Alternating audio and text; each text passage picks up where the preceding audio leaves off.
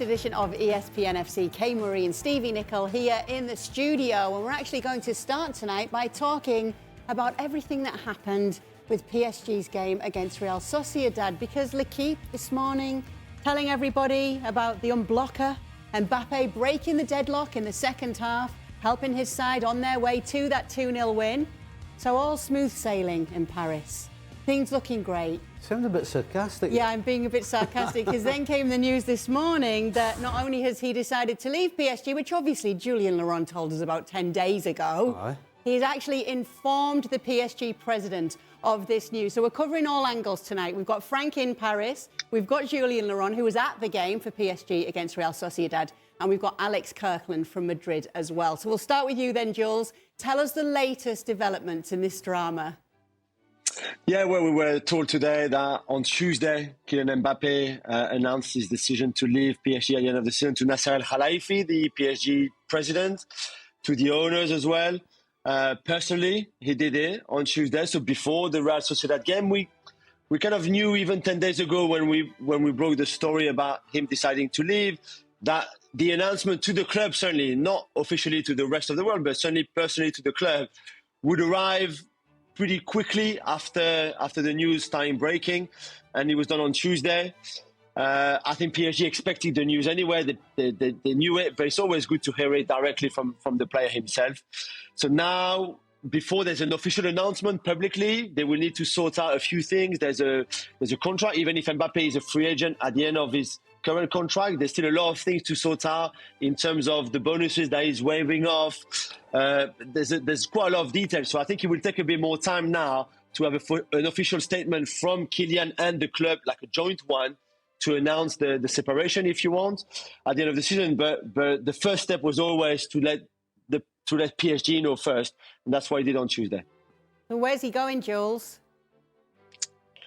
Well, I think we all know what his preference is. He wants to go to Madrid. Madrid want him. There has been no agreement yet. There's a contract offer on the table. They will need to discuss a lot of things, including image rights, for example, which I think could become a problem. Also, the Olympics in Paris in August, in end of July, beginning of August, that Mbappe really wants to be part of. But that would mean for his new club a lot of things, obviously, in terms of pre-season, friendly matches, getting ready for the new season, all of that. So that's, again, something that they would have to agree on and decide. But really, even if Liverpool is a club that he really likes, for example, right now we know that Real Madrid is his favorite destination. We know that they have the money to sign him, to recruit him, which I'm not really sure right now Liverpool have. So it's not impossible that he ends up somewhere else, but really Real Madrid is the likeliest of destinations. Alex, are the Madridistas ready to believe it this time?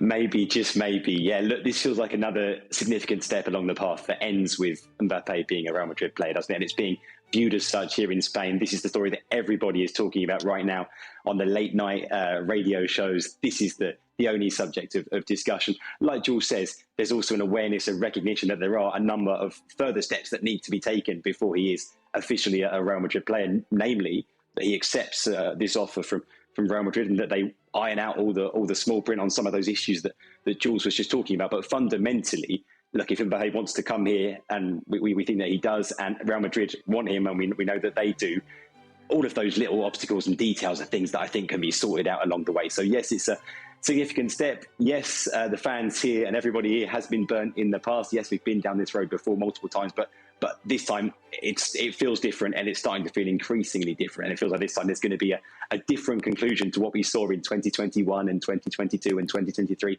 And this time he is going to end up at the Bernabeu, and that is hugely exciting. Are you glad to see it almost over, Frank? A decision made? Yeah. Well, it's about time, you know, and I think it's the right time to make the announcement and to please everybody, especially the Real Madrid, and to relieve maybe some people at Paris Saint-Germain to exactly know where they stand and see for them in the future if they have to hire another striker, for example. So yeah, it's time for us also to know where our fantastic Kylian Mbappe is gonna land, and and I'm happy if he goes to Real Madrid. I think it's the time for him after serving very well, and he proved again yesterday that he does the job, that he's professional, but he has the right to just think about himself now, and I'm fine with that. Let's take a look at a possible 11 for Real Madrid with Kylian Mbappe in it. Here we go, Stevie. Is this a team that's going to dominate La Liga for the next decade? 100%. They're going to dominate this year without him. So how dominant are they going to be with him? Plus they'll get everybody fit. Yeah, I mean, this is bad news for the rest of La Liga. Bad news for everybody else who's got the eyes on the Champions League, because, you know, with that 11, there's no question. Even when Man City are around, you've got to look at that side and think that they're going to take some beating. Is he going to be annoyed about where he's playing if he doesn't get to play where he wants to, positionally wise, Jules? No, I don't think so. I think he's known now for a long time that with Vini at the club, and even when the team was playing in a 4-3-3 formation, that the left-hand side was Vini's, and rightly so, like the number 7 is Vini's too, and that he would play probably centrally or maybe on the right, like when he first moved to PSG. And there was Neymar and Cavani also playing in that front three. He also knows that the fluidity that a Real Madrid front line could have with Bellingham, with Vinicius, with Rodrigo, with Endrick, all of that, he also knows that. So he's been playing for the last 4 months as a number 9 centrally for PSG under Luis Enrique. So I think he knows the deal. I don't think this could be a problem or an obstacle. And again, like we've been saying, I think even the little negotiations or some bigger ones like image rights, which I think image rights is something very important to Real Madrid as a club, but also to Kylian as an individual. That would be ironed out. And again, similar with his position on the pitch. What I think also took a big part in him deciding to leave PSG to go to Real Madrid, hopefully, is the fact that Carlo Ancelotti pledged his future as well. Because remember, 2 years ago, or even last year, there were doubt. You know, we were not sure what Carlo would do. Would he go to Brazil? Would he not? Would he sign a new contract, an extension? Would he not? All of that. Now, Kylian knows that until 2026, at least, Carlo will be there. He loves Carlo Ancelotti. I mean, who doesn't, to be fair? And that also gives him some certainties coming into next season. He knows the players who will be there. He knows that, for example, a player like Alphonso Davies is also on a short list of Real Madrid. So he knows the direction of the club. He knows who's going to be in charge. He knows who are the key players. He knows the system. He knows all of that. And I think, again, that was a big reason why he decided that it was the right time for him to leave PSG to go to Real Madrid. Yeah, Alex, like Jules is saying, it seems to be the perfect timing if Madrid is his destination for Mbappe. Yeah, you look at this Real Madrid team, this new young Real Madrid team with Bellingham, Vinicius, Rodrigo, Tchouaméni, Camavinga, Mbappe. It feels like he fits right into that generation, right? All those players I've just mentioned are players between the age of 20 and 24. Mbappe's a little bit older than that, but he really could be a figurehead or one of the figureheads of this new team alongside Bellingham, alongside Vinicius. A couple of things I think it's worth pointing out in terms of where he might fit in. Real Madrid's system, their formations changed a little bit over the course of the season. Over the last few weeks, Ancelotti's been playing with a kind of a front three with Vinicius on one side, Rodrigo on the other, and Bellingham through the middle. And you quite easily see Mbappe fitting into that maybe instead of Rodrigo and a front three of Bellingham, Vinicius and Mbappe is pretty mouth-watering. The other thing, in terms of Vinicius Jr., because a lot of people, as Jules points out, have flagged up, how would those two players fit into the same team?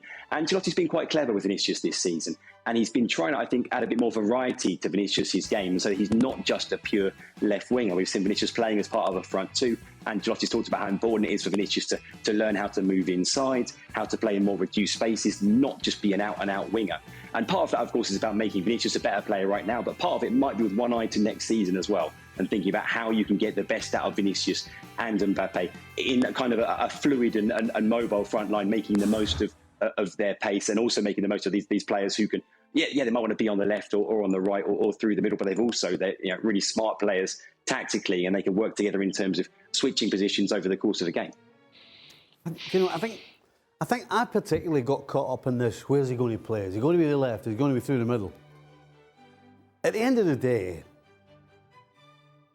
they've got so much talent between him and Vinny and Bellingham that it really is going to be a case of, you know, where do we line up before the ball's kicked? Because after that, it's about get them the ball.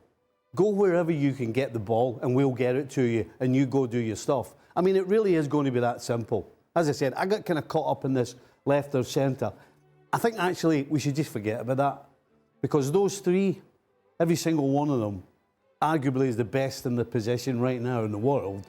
And we're asking, where's he going to play on? You know what? Get him the ball, whether it's on the left, the right, up the middle, up the back, it makes no difference. Get him the ball and get Vinny the ball and get Bellingham the ball. And you know what? They'll go and just play. That's what they'll do. Frank?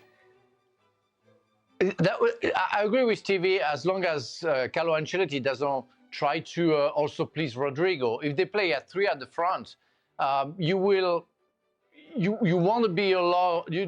allow Jude Bellingham to go forward like he likes to do, you know, in between lines, because he's going to be stuck with Mbappe maybe in the middle. And I think it's kind of compulsory for Carlo Ancelotti to play at two at front if you want to use all the tools from Bellingham. And that's very tricky because what are you going to do if Mbappe and Vinicius Junior is going to play very well with Bellingham? Rodrigo is never going to play, and you can have like problems inside the dressing room. So he will have to manage. Yeah, they have La Liga, they have the Copa del Rey, they have the Champions League. But a player like Rodrigo wants to play the La Liga. He doesn't want only to play the Copa del Rey. So you will have to be psychologically, and I can be sure that Carlo Ancelotti is going to do that. But you cannot think only think about Mbappe and Vinicius. You have to add for sure Rodrigo at a certain point. How are you going to manage that? We're going to have the answer next year. Let's take a look at the PSG angle with it, Jules, if we can, because obviously if this is to be announced officially and everybody knows, we know you love basketball, we know you love The Last Dance. Could this be PSG's version of The Last Dance with the last season with Kylian Mbappe, given that they are fifth favourites in the Champions League? I would love to. I mean, if you look at the first half yesterday against Real Sociedad, they can't. Definitely not. This was terrible. The second half was a bit better. I guess the thing that could be in their favour is the fact that maybe there'll be less pressure because they are not amongst the top three favourites, let's say. And if they get a little bit of a draw, if they qualify for the quarterfinals, get a bit lucky with the draw, maybe I still think they're short right now, even with the front three of Dembele, Mbappe and Barcola, who I think can score against anyone on their day. But in midfield, defensively, even the goalkeeper, I just don't think, for example, they can compete with City over two legs, even just over the finals. So now I would love it, really, if that was the last dance and if he could bring the trophy to Paris before he leaves. But I don't see it happening. Frank? We saw that against Newcastle. We saw that yesterday, especially the first half, and Real Sociedad couldn't get on with pressurizing Paris Saint-Germain like they did in the first half. Every time there is a team who put the pressure, they play higher on the field. Paris Saint-Germain doesn't know how to cope with that. So imagine if they play against Manchester City or Real Madrid and they do the same. They can be trashed because they don't know how to cope with that. Yeah, they have talent at front, but especially in the middle of the park, even if Enrique changed the tactic, put Vitinha more in the middle of the midfielders and changed with wrist. It changed a little bit because Mbappe scored the goal. But before that, and what Real Sociedad did with all injuries and with the team who are struggling right now, you can imagine how bad it can be against a top team. So I don't think they can be named as one of the contenders, sorry. And no worries at all. Now the even more impossible question. How do PSG replace him, Jules? That's a good question. I think that the good thing about this time, this saga this year, 2 years ago, remember, there was obviously a lot of things happening, but PSG were just not letting it go. They were literally throwing the kitchen sink at him. Let's stay, you stay, we give you this incredible contract that we've discussed many, many times. This time it was not like that. And even Kylian on Tuesday, when he saw the president, he said, please don't make this difficult. Don't try to counter offer with, I don't know, $500 million or what. He said, it's not about the money. This time I've made my decision, please respect it. And the club will respect it. And they're not going to try to offer him more or more something more. This, it won't happen like that. But what PSG did is, okay, there's a plan A. and Kylian is the plan A. So if he decides to stay, good, this is what we have. We've got him, and then we can build around. However, if he doesn't stay, we've got the plan B. And they drew a shortlist a while ago with Luis Campos, the sporting director. On that shortlist, the 3 players that we see on the screen now are there. And you know that even if you want a marquee signing, unless you can try to get Haaland away from City, which is not going to happen, you can't get anybody of the caliber of Kylian right now. So look at Leao, look at Osimhen, maybe Kvaratskhelia as well. We know that, for example, Rafael Leao has a release clause in his new contract at AC Milan for 130 million euros. We also know that Rafael Leao is very close to Luis Campos, who is the PSG sporting director, who brought him to France, to Lille from Sporting Club de Portugal, sorry. So I think Leao will be probably the one that they try first, but Osimhen, who will also be on the market, could also be an option, even if PSG already have 2 number 9s in Kolo Muani and Gonzalo Ramos. But yeah, they won't find somebody as obviously the level of Mbappe right now, but they will need to find the next big thing, the next one who could get to the level on Mbappe. Am I taking this? I might be taking this the wrong way, Jules, but you know, the 3 players you put up there, none of them play in the middle of the park and none of them play at the back. You know, Frank's just sat there and talked about how weak they are through the middle. But yet, it's all forwards again. It's all forwards. They've already tried for how long, a decade, buying forwards without taking care of the middle of the park and without taking care of the back line. And are they going to do the same again? Because for a decade it hasn't worked. So for them, they need to think differently. You can't just go and buy forwards and think you're going to win games, scoring more goals than the opposition, because they've tried that and it hasn't worked. They need to have a rethink of how they build the team and build the team from the back forward instead of building the team from the front to the back and actually not taking enough care of the back. It seems like they're doing the same old, same old. You're right. No, you're right, Stevie. And I mean, to be fair, we showed those players because we were thinking like position for position and big star forward for big star forward. I think you're right. I think they will probably sign one player to kind of play in the Mbappe role or Mbappe position, but then they're very much aware that they need to strengthen defensively and in midfield as well, and not just with 2 young Brazilians like Beraldo that they've signed in January, for example. So I think they will have money because, one, as we've mentioned, yes, he leaves as a free agent, but he's waving off bonuses. There's even discussions that some of his signing on fee from Real Madrid could be then given to, some of it could be given to PSG from Mbappe himself, and especially in terms of wage bill and the wages that they're not going to have to pay him anymore, which is enormous. Of course, we're talking around the 75 million euros a year in wages just for Kylian Mbappe himself. So that gives you a lot of options and other things that you can be able to do with your money. So you're absolutely right. I think they are aware that you can't just go and sign 2 or 3 more forwards to replace him. There will be one, I suspect, but then they will also strengthen in midfield and defensively. Jules, we're just looking at some of the press. Obviously, the reaction's all going to be about Mbappe this morning in Spain. That's definitely the case. Adios, Paris. When you think about what he's leaving behind at PSG, and you think about the likes of Kolo Muani, and you think about Dembele, how are they going to be feeling? They've come to this club to play alongside a colleague, a friend, and now him going on. How are they going to be feeling about it? I mean, this is football, okay? They all know how the game works.